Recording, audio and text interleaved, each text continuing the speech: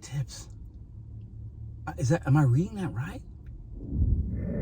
Welcome back to Mr.BetonYou. I got several emails yesterday that look like this. I'll try to put some split screens here. I'm going to share with you what the emails are about and why DoorDash is changing the checkout process from the consumer end to where you may see less tips, but more base pay from DoorDash. How could less tips mean more money? What is DoorDash doing here? And what kind of trust do you have in an app that is going to change the process to where you'll receive less tips? Let's talk about it. So if I get one or two emails, I don't make a video for every email that I get. I'm not that guy. If I get a couple in one day, that means it's impacted you guys and you guys want an opinion on it. You want me to see it. I'll react to it. Let me read this email for you guys real quick, because most of what most of us make is going to be tips, and tips are already down based on what some of you guys are experiencing. So, okay. Earn more reliably. Earn more reliably?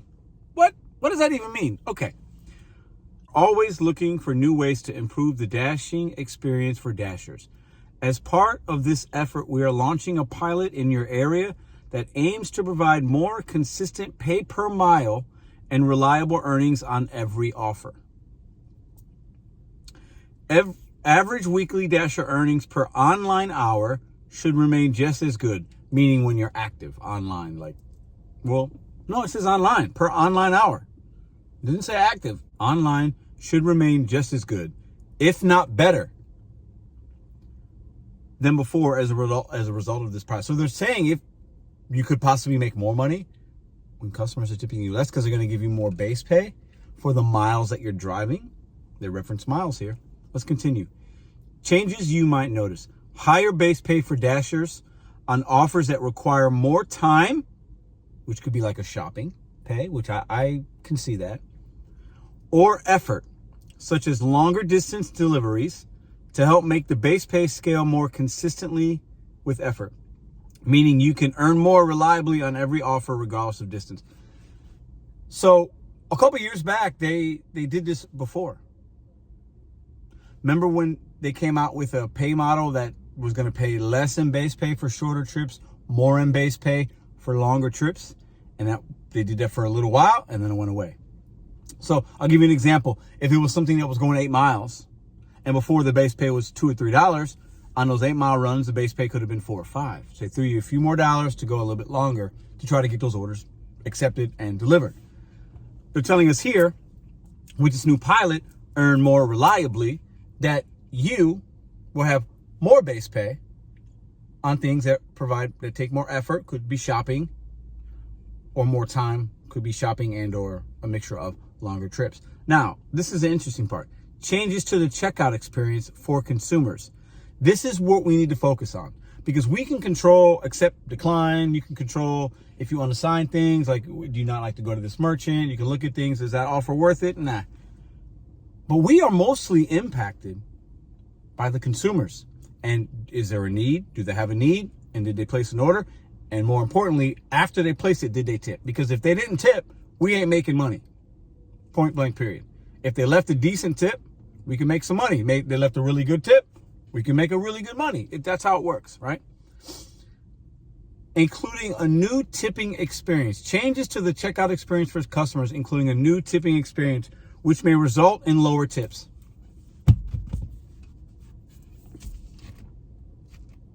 DoorDash, what are you doing? Now, I get this down from a business standpoint. However, lower tips aren't the words we want to see as dashers.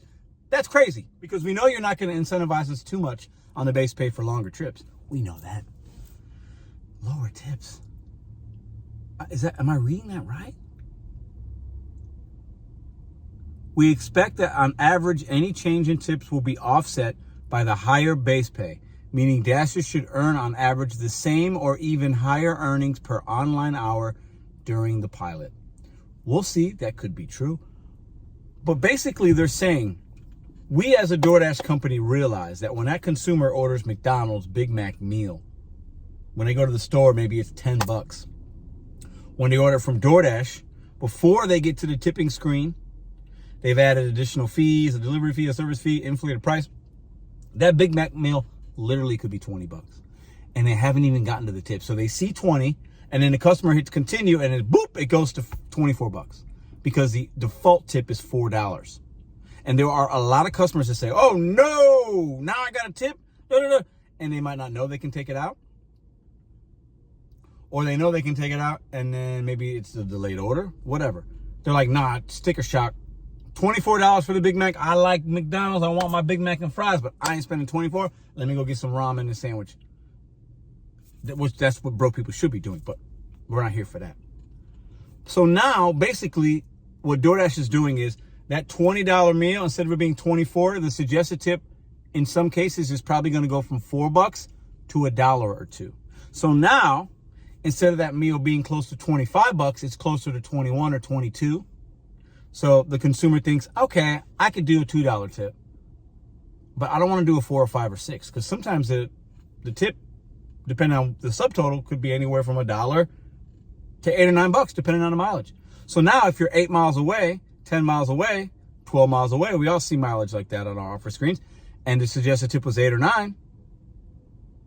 Now that suggested tip might be $5. And they might be giving you an extra $1 or $2 in the mileage, but you might still be losing $1 or $2. Lowering tips on the consumer end. I just made a video about the miserable people that don't leave a tip, and now the customers are going to be looking at a suggested tip that's lower because DoorDash is going to give us more base pay. Can we trust that?